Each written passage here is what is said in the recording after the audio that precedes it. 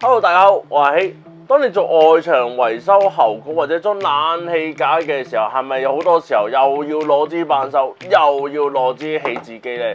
究竟有冇一支批可以搞掂兩種嘢？又或者有冇輕手啲嘅？嗱，即刻幫到你啊！Watt 12W 又增加一位成員啦，就係呢部 W132T 起子扳手嘅兩用機。今日就等我同大家睇下呢部雙頭合一嘅神器有咩驚喜啦！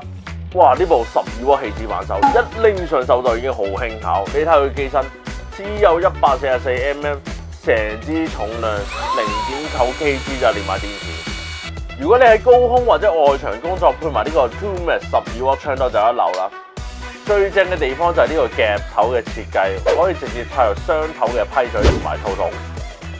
有人會話，會攞支起子批插入支2分嘅起子波頭咪得咯？但係其實呢種2分嘅起子波頭，你睇下佢支柄咁幼，就算佢係日本製造都承受唔到扳手咁大嘅扭力會斷柄㗎。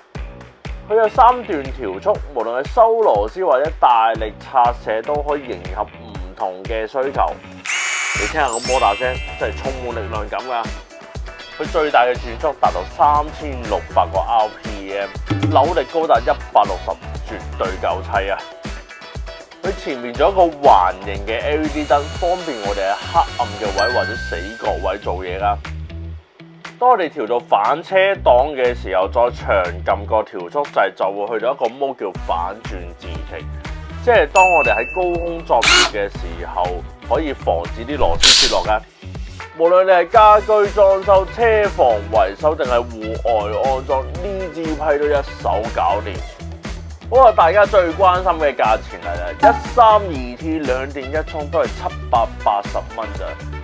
如果你哋想我哋威克斯出咩12W機，或者你諗到呢支12W起子扳手有咩用途嘅話，記得留言話俾我哋知，同埋分享出去。我哋會抽出一位幸運兒送俾你哋噶。下次見啦，係咁先，拜拜。